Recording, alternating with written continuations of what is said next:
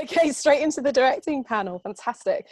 So let me introduce our chair. Andrew S. Walsh is an award-winning writer-director with credits across film, television, theatre, radio, animation, and video games. A man of many job titles, he's appeared as writer, director, speech designer, narrative producer, story consultant, script editor, motion capture director, camera director, voice director, story producer, storyliner, story editor, and once mysteriously as tea-by, something which he can only attribute to being a tea-drinking Englishman.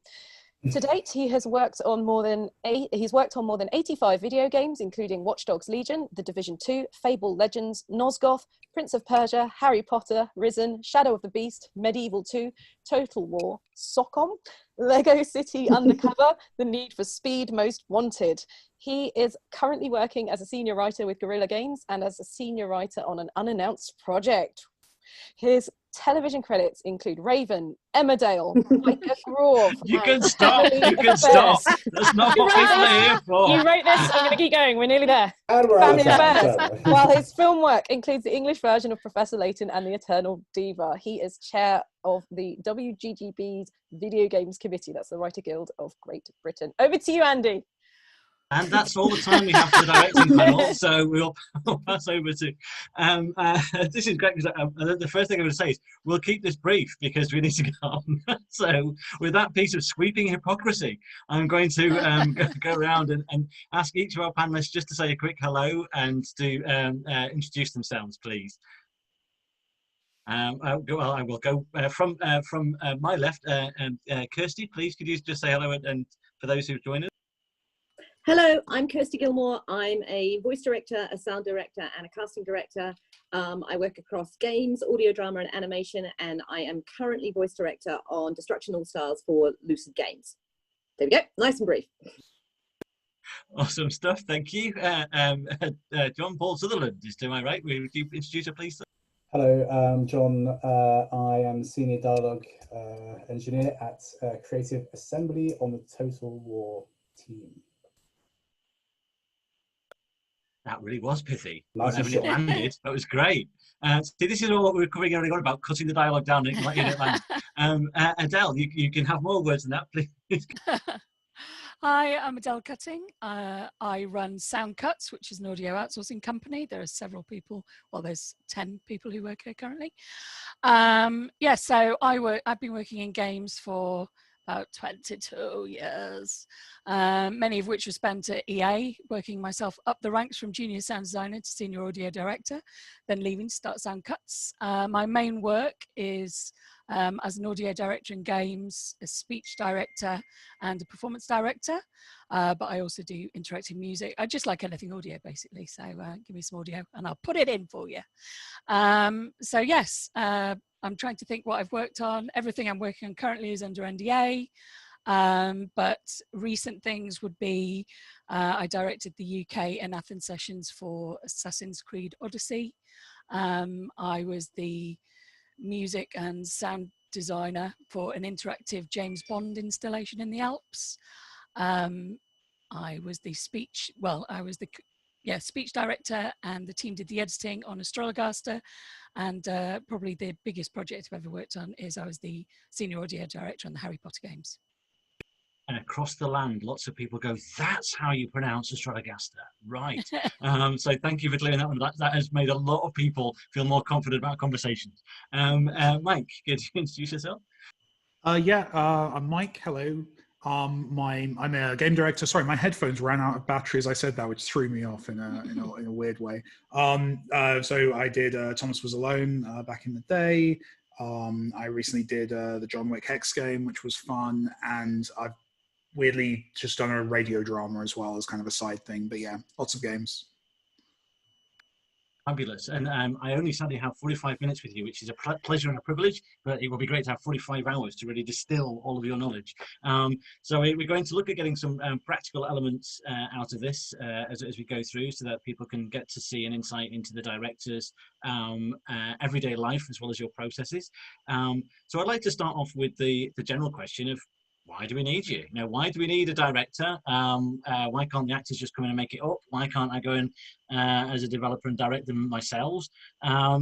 When do you typically get involved in the process, and you know, are all directors the same? Do you just basically come off the shelf in one size? Why do we need directors? How do we get you involved? And what does a director do? I'm going to do it by waving. So if people would like to wave, would like to answer that. Otherwise, I will pick on a victim. Pick a victim. Obviously, I need to give the cues. Sorry, it's bad direction. So, we're in your own time, and John, Paul, I'm going to come to you. We are rolling, and in your own words. Well, I mean, I can, from my own experience, wear quite a lot of hats at any one time on any one project. Tend to, I mean, you start from, you go from the sort of the scoping and design stage all the way through to actual hands-on implementation of dialogue within a video game, and all that comes in between. Some of what I do is kind of wrangling various different teams for bits of information that allowed me to do the role of directing an actor in a studio. So that can be kind of trying to get designs out of people, that can be talking to the writers, trying to get some really, like we were just saying, a decent character definition and a biog, talking to a writer about getting a script, talking back and forth with the writer about how, sometimes even on the casting script, how we can make that casting script be better for the part they're reading for, because sometimes it doesn't necessarily tick all the boxes or what you want to see. And then obviously going through a casting process, then you're dealing with another team who are kind of arranging all of that process for you, dealing with agents, dealing with actors, and that process as well. So like keeping that whole thing bubbling along, and then obviously casting, get the artist in, then we're into recording, and then you're talking to another bunch of people altogether, because then you need to know what your script is. And sometimes the scripts that we have are ginormous. Like sometimes there's thousands of cues in them, and you need to know, like, you've got to do your work basically before they come in. It's not just about kind of having your ideas about what the character is. It's also about knowing exactly what every single one of those things are doing, and a lot of the time you just have a file name which you have to go on and try and work out, from that file name exactly where that file is going to be used in the game. And it's quite overwhelming, but you have to really do a lot of talking to the people that are implementing this stuff and knowing where that stuff is going to be used. And then after it's a lot of the kind of nuts and bolts of editing and mixing and putting it all into the project and making sure it all works. Basically going through a critical process of what you've done, basically going through everything and going, is this working? Is it good enough? That kind of thing. And so it would be unfair to ask an actor to come into a recording studio and expect to have done all that themselves. You just want them to focus on the job in hand. So basically we're taking a lot of that legwork away from them and just allowing them to just come in, because what you really want is just the artist to come and just focus 100% and be comfortable and be ready to go and know what they're doing when they come in to record. It's a very long-winded answer. Apologies. No. It's a good riposte to all those who think that directors just turn up, drink tea, occasionally say a bit faster, and then go home. And it's good to know. This is what we're here to do, is to reveal that a lot more to the process than that. Can I pass over to you, Adele, because your mic's open, and I know you have a contrasting starting place in the way that you get involved in the project. So could I ask you to explore that one? I'd say what I'm looking for and what my job is as a director in the session is actually, there's two things: believability and consistency. So when you're working on a game and it's got branching dialogue, so for those who don't know, you might start off with one conversation, and dependent on what the player chooses to do, it could branch into 3 more. And then depending on what they do at that point, it splits into other sections. That's quite hard to wrangle in a session. And I mean, various game companies have different tools that they use to actually make sure that whichever branch you take, that the speech sounds natural. But I'd say that's a big thing that I bring to the session, to make sure things like that are going on. Also, an actor will be recording in isolation. So my job is to make sure that whatever they say matches what's been previously recorded. So if it's a 2-way conversation, I need to know that that will sound natural in the actual game.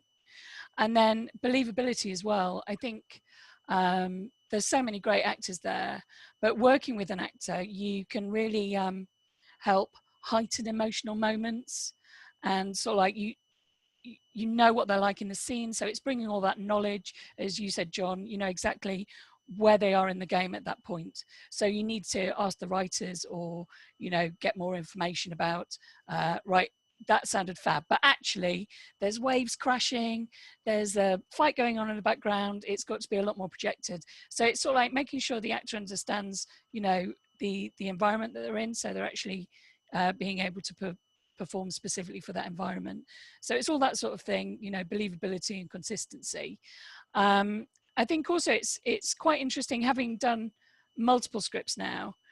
Some scripts are written by one person, which is fantastic, but quite often you can have scripts that are done by a script team. This is brilliant. In some cases, this is absolutely fantastic. But I've also worked on games where actually I can tell where another writer suddenly jumped in.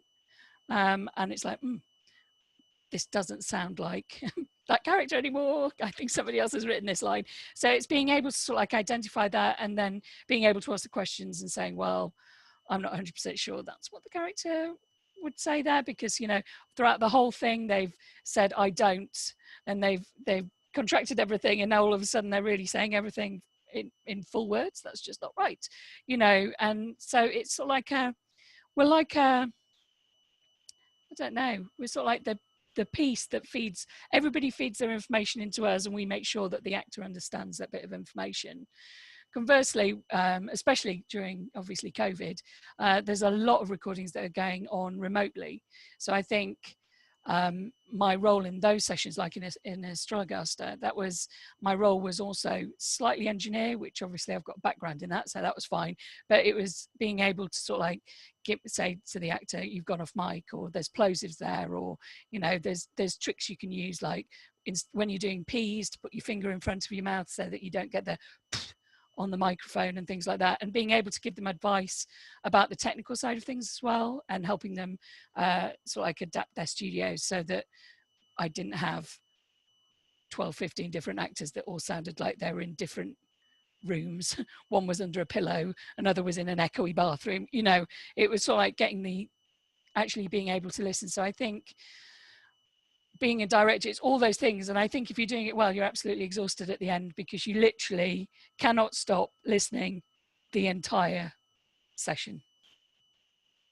And as a practical tip, if you are working with Adele, watch the eyebrows if you're a writer, because you'll get that flicker when she gets to the next line, and you know you didn't nail it, and you're going to have to do an in-session rewrite.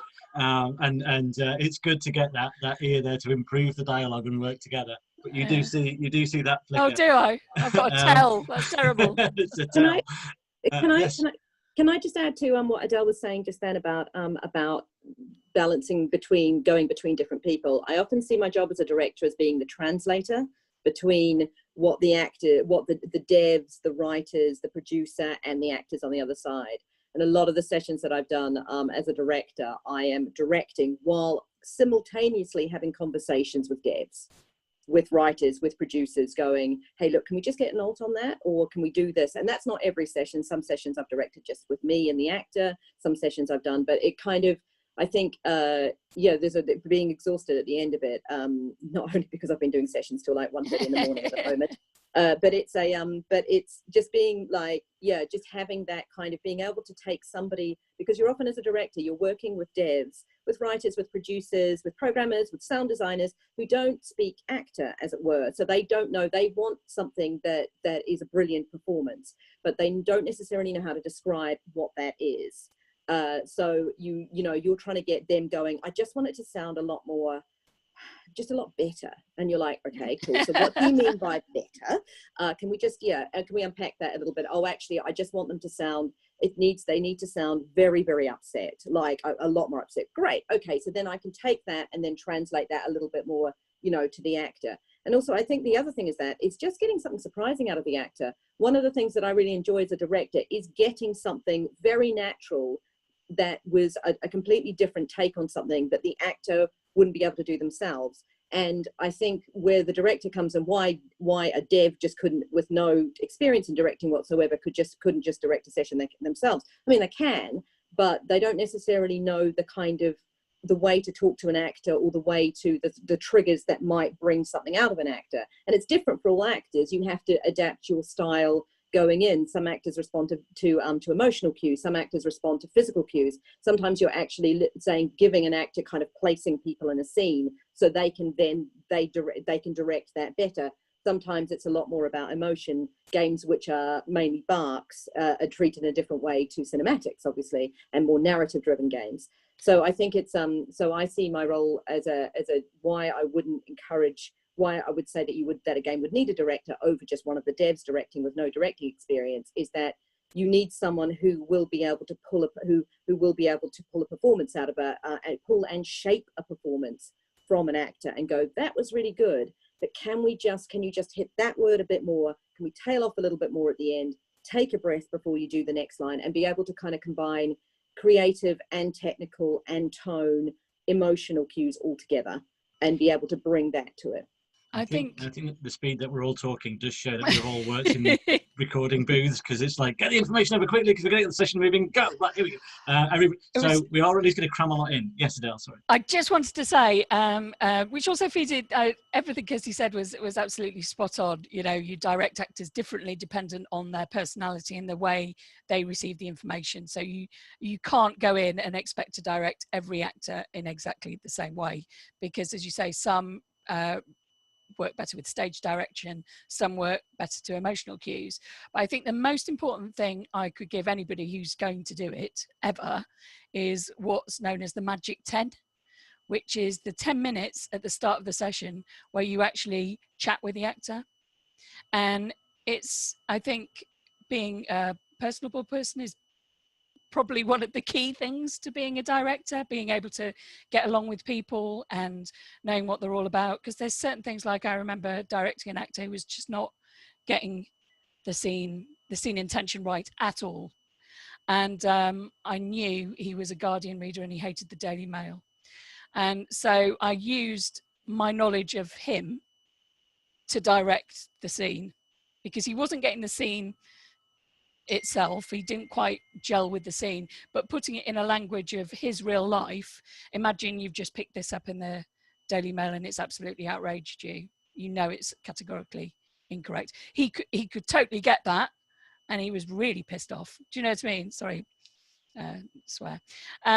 But so I think it's really important that you don't schedule your sessions so there's no time to not do the magic 10, because although it sounds like a pithy small point, it's mega important to actually start building a relationship from the outset, which isn't just straight away in the acting booth. You're chatting about life and kids and stuff, you know. Also let them out as well. Like the sometimes another job that you're doing is you're clock watching and you're making sure you're getting, you know, unfortunately sometimes we have such a weight of material to get through in a session. You've also got your eye on that too. You're kind of producing, you're directing, you're keeping an eye on technical things. You're also trying to make sure you're going to get it all. And but as important as a break as the 10 minutes at the beginning where you're like, you know, you're building up that, because if you haven't worked with them before, you've got to build up some kind of, you can't just go from completely cold. As important to kind of just let the actor breathe a little bit and maybe reflect on what they've done on occasion. It can be really difficult because sometimes you're under pressure to get enough material under your belt, but it's so important, like to you know, stop and reset, have a cup of tea or whatever, and kind of go like, you know, let's come at it again. And I try to schedule those at decent moments in a script. Like I won't just kind of do it halfway through a bit that has taken a lot of building up to get to. You'll get past that, and then you kind of go, right, let's take a break at this point and have 5 minutes to ourselves and just think about it, or just think about something else completely. Let's talk about the rain, you know, or something. I think So sorry, I'm just going to bring us back to the first question, just because we've got such a short time. I am going to get to you at some point. You know, Mike was alone. I know is where we are right now. I will be with you in a moment. I am going to come to Kirsty, just following on from the casting panel that you were just on, which was great. I really enjoyed sort of listening to that. So, extra tips. We've talked about casting actors. How do people go about casting their directors? Is it just a case of we flip through the yellow pages? You know, what sort of skill bases? There is yellow pages for actors. I'm very glad you brought that up, Andy. Sorry. How do you go about finding an actor, a director? No, how do we go about finding a director? So how does a developer in a situation, we talked about finding actors, but how do we go about finding a director, and what sort of directors should the devs be looking for? Is it just a case of turning to dirt in the yellow pages? What century is this? So internet search and then we find you. Sort of historical gravitas to it. Well, you can go to audio outsourcing companies like Sound Cuts, can provide directing services. There's a number of them around the UK. We mentioned Pit Stop, and in the casting panel, there's also places like Side and OM. So you can go to a company that provides specific directing services, and they have freelance directors. If you're a company like that's deciding who's going to direct, like, do you want your writers to direct? Do you want your narrative designers to direct? Do you want your sound designers to direct? Do you want your dialogue directors, audio directors to direct? Or do you want to bring in an external director? I think that's a question you have first. In terms of finding directors, like, game direction is a little bit of a funny thing. There's unlike theatre direction or film direction, TV direction, which is a bit more of an established path, people come into game direction from a lot of different backgrounds. So there are people who specialise in game direction. There are also people who do game direction as part of what they do, as part of they've gone into game direction from other parts. So, I mean, I know people who have, it's possible you can approach directors from other disciplines, theatre directors, film and TV directors, and there's plenty of people out there who could do that. I guess at that point if you get someone who's not experienced with games, then you have to take that on board and know that the advantages of maybe getting someone, because you're directing in a style that you feel would be really appropriate for a particular film or TV director, just be really aware that if they have no experience in games, particularly non-linear dialogue and branching dialogue, that's a whole new ball game to a lot of directors. The idea that you cannot get a finished script, if it's a huge game, and just coming from another directing discipline and going, right, we are going to be doing individual stuff where it's not going to be sequential.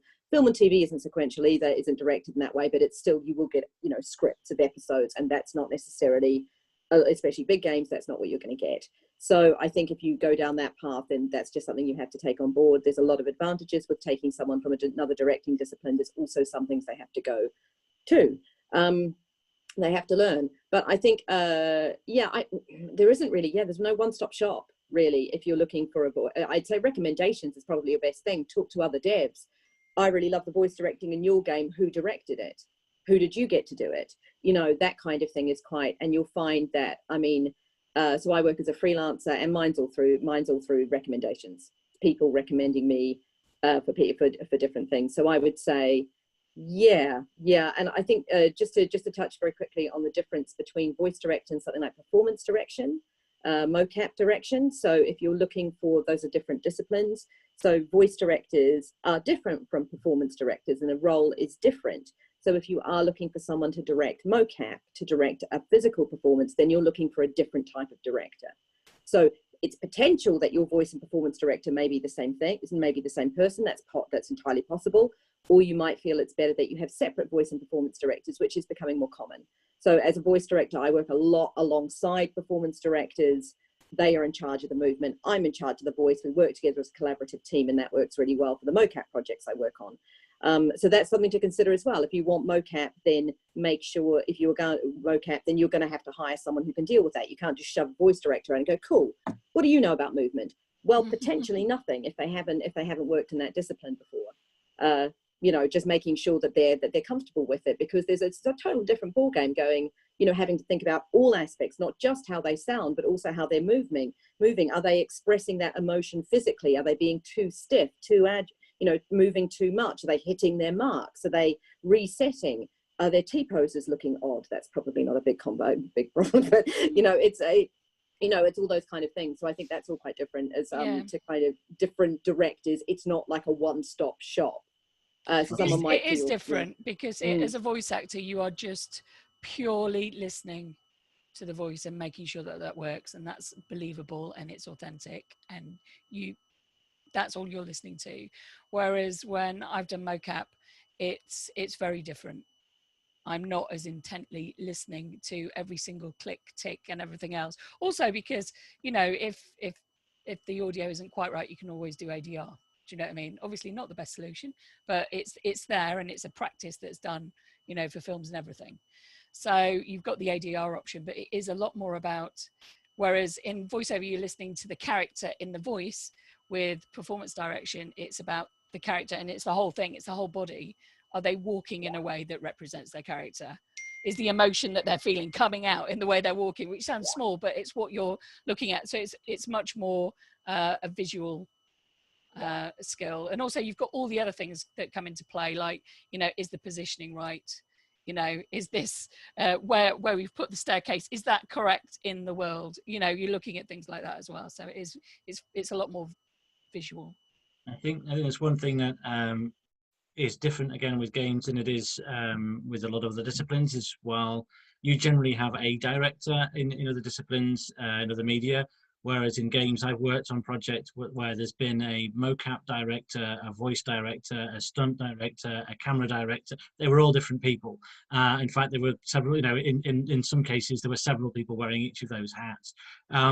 So to look at that, Mike, knowing that you bring those things together in your head from where you start, but also looking at working with the other people, how do you go about bringing a director into a process, bringing yourself into a process where you're working with somebody else? How do you forge a relationship, sometimes with yourself because you're changing hats, to start that creative process off? How do you get the director involved in the process and bring everybody together as a team?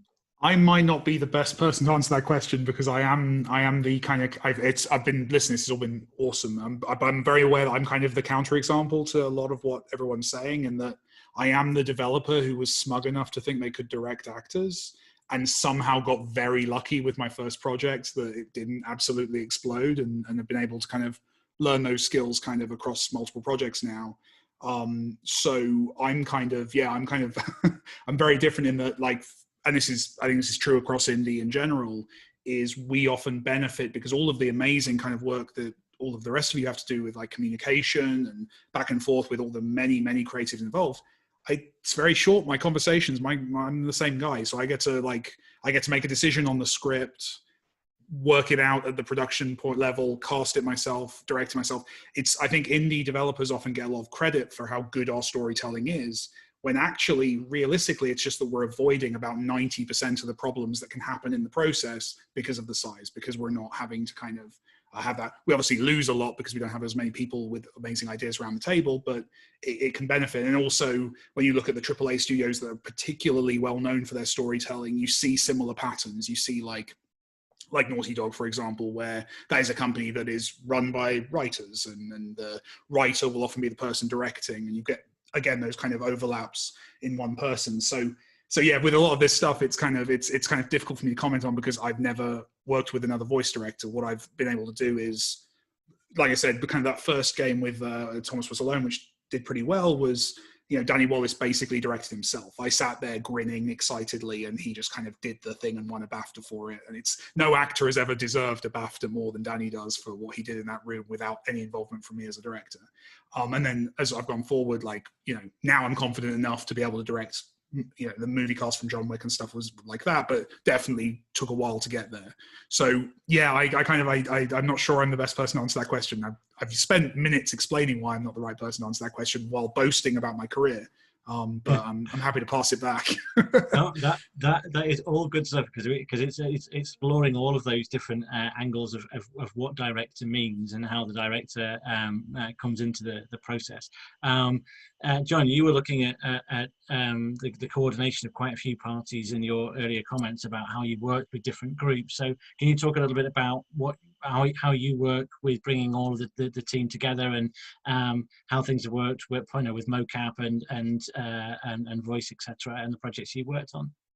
I'm definitely not the expert on mocap, but in terms of just communication, a lot of it, you know, a lot of it has been kind of laid down through working through a developer who's been around for 30 years now, over 30 years in fact.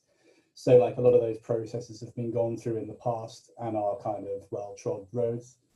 So there are kind of like where I work, there are sort of certain milestones that you'll want to hit along the way. Generally speaking, it's about, well, I take the approach that just avoid carnage by just trying to predict way in advance before something becomes a problem. Like, have that discussion really early.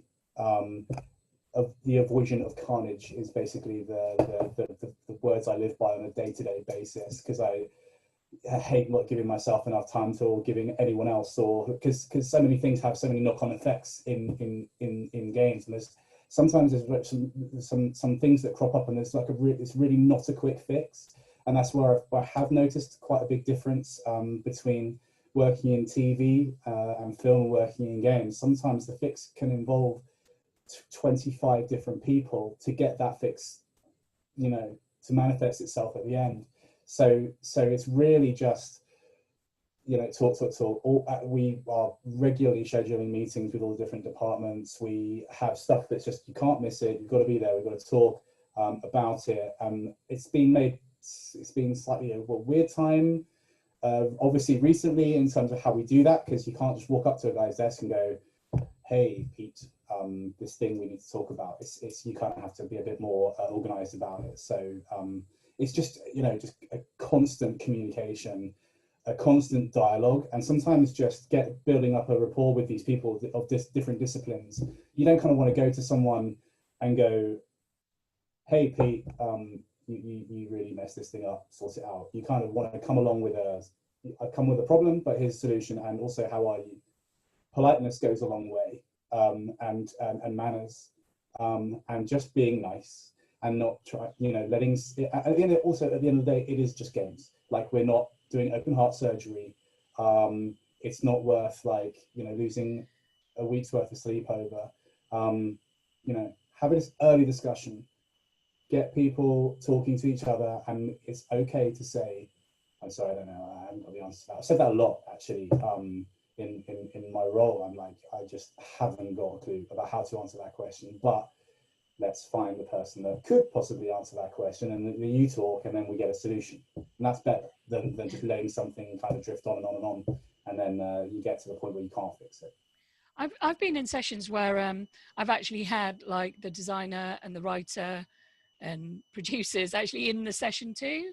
So the vast majority of the time, it's mainly me with the actor, or perhaps the writers on Skype as well for feedback, but they tend to keep quiet. But I've been in sessions where I've had sort of like various members of different departments in there, and that's worked really well, because then you make sure everybody's absolutely happy at the same time. But obviously that's expensive, you know, paying these people just to sit and be there. But one thing I have found is there's an etiquette in the studio which you have to do to make the actors feel happy, which is if the actor has done something and nobody likes it, people in the studio should not do and pull funny faces, which I have had that experience, and I've had to be mum and say, even if you don't like it, smile, you know, don't act shocked. And also the other thing, which I think as a director you've really got to be aware of, is when the actor is in the studio, they've got their headphones on, they're in a different room, you've got to make them feel happy. So if there's massive swathes of time where the talkback's not on and they're just seeing a room full of people going and having a big conversation, they're likely to think, "Oh my gosh, is that me? Am I doing something wrong? What are they talking about?" And all things like that you've got to really be aware of when you're in the booth, to make sure that, you know, we're just discussing this, or leaving, you know, if it's fine to leave the talk back open, leaving the talk back open in between takes so that they can actually hear what you're talking about. But it's making sure that they feel comfortable and you're getting the best performance. So I would say, as a tip, do not react, even if you don't like it.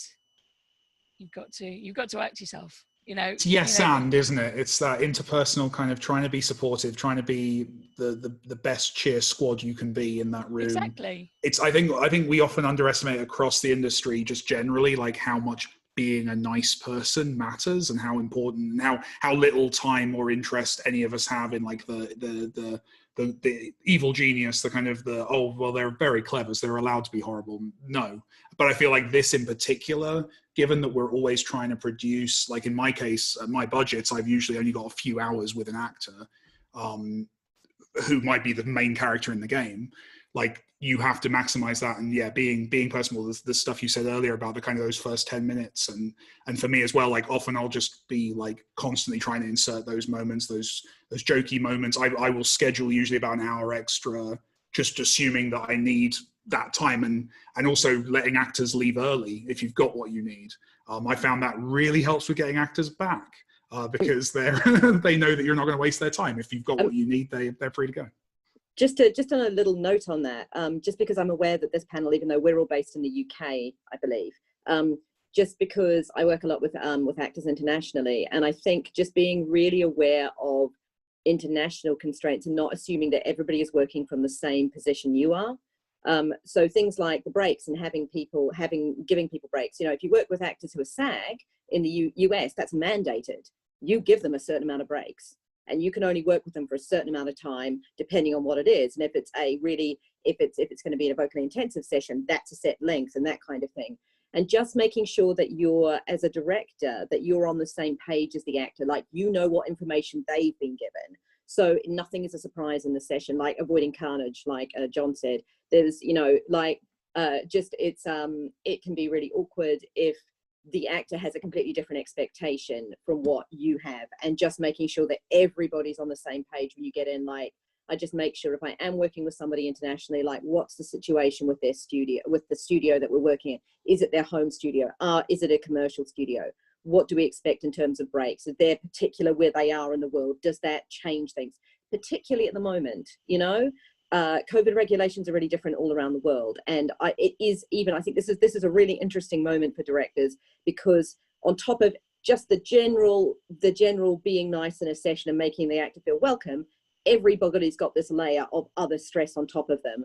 And so I think it's been a really interesting thing about for me, about dealing with that and making sure that the actors not just feel safe performing, but also actually feel safe, like health-wise, feeling safe. I think that goes, again, you were talking about emotes, and generally I think when you've done a long session, because I can be booked for sessions with one actor that lasts 4 hours, and if you don't wait until sort of like the hour's up. If you hear the actor's voice going, I do think that's the responsibility of the director to say, oh, you're sounding a little bit, do you want to take 5 minutes? Or, just making sure because what's the point? What's the point in carrying on if the actor's voice is going? Because you'll hear that in the final performance and you'll end up doing a pickup. So, just have a break, just have 5 minutes. So I think you need to be there, because I think actors want to do the best job they can possibly do.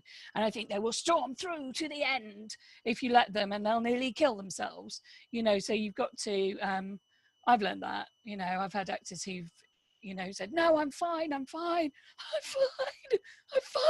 they're not fine at all, so I think that's really important.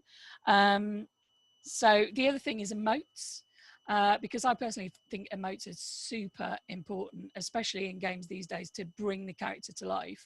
Because in real life, you don't just speak a sentence, you will stutter occasionally, or you might cough, or that you breathe, or you sigh. And I think it's really important that games start having these things, the little nuances to actually bring them to life. Otherwise it's uncanny valley, and you've got the speech and then no reaction or no sigh at the end of it. I think that's important. But going on to the emotes that actors hate, which is like the screams, the cries, the jumps, all that sort of stuff, I would say as a tip, don't leave those right till the end of the entire script session. If you know what they are in advance, make sure that you just put a little time aside at the end of every day. So you do the dialogue and then a little bit of the emotes. Dialogue, little bit of the emotes. Leave them to the end because it kills their voices. But also don't do 4 sessions of dialogue and then 1 big session of emotes, because that will absolutely kill them. And it's about protecting your stuff, because you don't want half the emotes to sound awful because the voices the actor's voice is gone.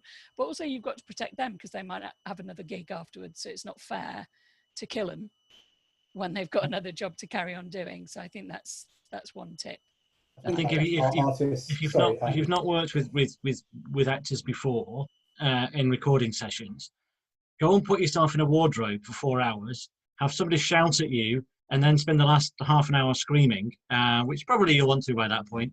And it will give you an idea of what the experience can be like if you're not there making sure it's supportive and well sorted out. So look after your actors, protect your actors. Sorry, John.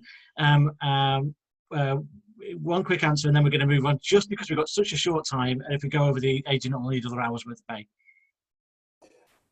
So I was just going to say, I think artists in general just want to feel protected, and they want to feel like, I think for the time that they're in the session, a lot of the time you're on their side. Like you're taking all this stuff, like you were mentioning earlier on about Kirsty, about kind of filtering out and putting all it together. But for that time, you've got the artist with you. As a director, the artist really has to feel like you're on their side. I like to try and involve the actor in planning the sessions as well at the beginning. So I'll be like, look, we've got all this material here. How would you feel about doing this? Do you want to change any of this? And giving them that element of control over something. And it comes to the read as well. A lot of the time I'll have a read in my head. They'll give me something else. And I go, do you know what? I'll take yours, because yours is way better than what I had. And just that as well really helps to kind of move a session along in a nicer way. It's got to be constructive, even on the planning, even on how the session is running. And I say, if the artist will trust you to kind of go, can I stop? Like, can I stop? My voice is like, I'm getting a bit sort of tired here. And it's having that trust, which, like you said, you sometimes got to try and build that in 10 minutes at the beginning of the day, but it's so worth doing. Because if the artist will trust you enough to kind of go, actually, I don't think that direction you gave me was right. That's great. Like, tell me. If you don't think it's right, then just say. Like, I'd rather you said, rather than don't give me what I'm prescribing you or whatever. You've got to have some input as well. The amount of times I've gone and listened to my pickup and I've gone, that's way worse than the one they did originally that I thought was rubbish. Happens all the time. Take one sometimes is all you need. Like, just let's go with that one. Anyway, sorry, that was just an addendum to what you were saying. No, I think that's really interesting what you said about inflections, because I think that's definitely something that I did incorrectly when I first started. And I see, I can tell games that have been directed by people who haven't had that much direction experience. And I think it's because, in the same way as if a designer with no writing experience decides to write the script, every single character, the words might be different, but every single character is the same voice, because they don't have writing experience. So the characters are not different. They don't use different words, and it's not real. And the same happens with an inexperienced director. They direct people to sound like how they would do it, and that's not the case. So I think that's what's really good about that's one of the skills about being a director, is being able to hear something said not the way you'd say it, but it totally fits that character, and it's making sure that character stays faithful. You need an inner voice, right? You need and you also need an acting instinct. You do need that, but you also need to kind of be comfortable enough to kind of step away from that sometimes and go, actually, what the actor just presented is absolutely fine. Exactly what you were saying. It's like, that is not what I had in my head, but that is ace. And that totally fits the character, rather than trying to mold them into how you would say it, because that's not your job. Yeah, you've got to trust your actors in the end. If the casting process is done well, and you may or may not be part of the casting process, but you've got to trust that the person that's the actor's being cast can do their job, and that they have, there are trained, experienced actors to do it. But also, I think as a director, you also have to have hopefully have to be empowered enough to know if something isn't working and be able to go, actually, do you know what? This is not going to work. This person is not right for this role for whatever reason. Like, they're just not bringing what we need for this character, and be able to identify that quickly and to have the support, have that scenario, going back to avoiding carnage again, like you said, John, about just, you know, having that empowerment to be able to go, look, we are half an hour into the session. They are not bringing what we need. I don't think we can get what we need out of them, and we've got them booked for another 3.5 hours. So we need to make this decision now, you know, and move on. And sometimes, you know, there can be a lot of different reasons for that, but I think as a director, that's part of your job as well, because there's really no point. And I appreciate every game is different, and there have definitely been situations where I didn't feel comfortable that I could do that. So we've had to have a very limping on kind of thing. We're trying to get a performance out of an actor that just isn't going to fit, that it's going to be ditched in the end when they hear it. But I think having that kind of being able to say, hey, look, I feel I've, you know, used everything in my power to do this, and this is just not the right fit. And I think that comes with experience as well. That's not something I could have done when I started directing, but it is something now, you know, after experience, I know what it feels like, what it sounds like when an actor isn't the right fit for a character, and you know when you can't get the performance out of them for whatever reason. Yep. So in terms of working with the cast like that, you said that you'd worked, John, before with the cast in preparation. I don't know, Mike, if that's something that you've done. What sort of things do you do to bring people in, to make sure that it is a safe space, to make sure that the actors are prepared, to make sure that you are bringing them in as the right character?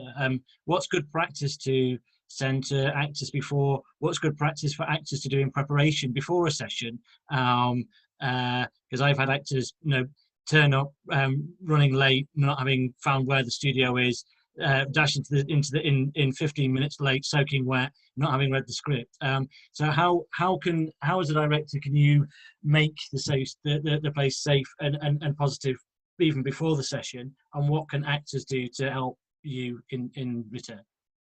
I think on my side, it's, if anything, I think I'm probably too subservient to the actors. Like, generally my approach is always to just basically get out of their way, provide them with everything they need. So yes, obviously you share the script beforehand, along with notes. If I've got material, depending on where we're recording in the process, which does obviously vary. Like, sometimes you're recording someone right towards the end of production even, or you could be recording them before you even have character art. I've been in both positions for various reasons. So I'll share what I have and what I have access to with them visually. I'll then usually, you know, on the day, as we've said, kind of have a chat, kind of get to know them a bit.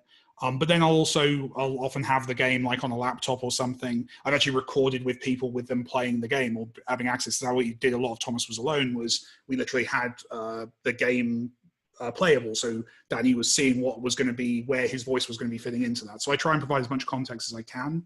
In terms of safety, it's a lot of the pointers everyone else has made. It's you know, showing lots of respect, being friendly, working as well. For me, I tend to restructure very much on the fly based on how the actor likes to work. So for the weirdest one for me is, like, it seems that there's a 50-50 split, at least in the actors I've worked with, between actors who want to be fed lines and do a scene versus actors who will want to drill through one line over and over and over again. Obviously, that also varies on context based on if it's a piece of linear narrative or if it's a multi-choice or a gameplay block or something like that.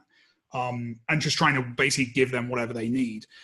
We've even done sessions. We did on John Wick. We were actually like piping in other characters into the dialogue and discussion. So we were actually having those previous records, because with that cast, it was a really interesting mix of, we had Troy Baker, who's like, you know, a voice actor of many video games, arguably too many in my opinion.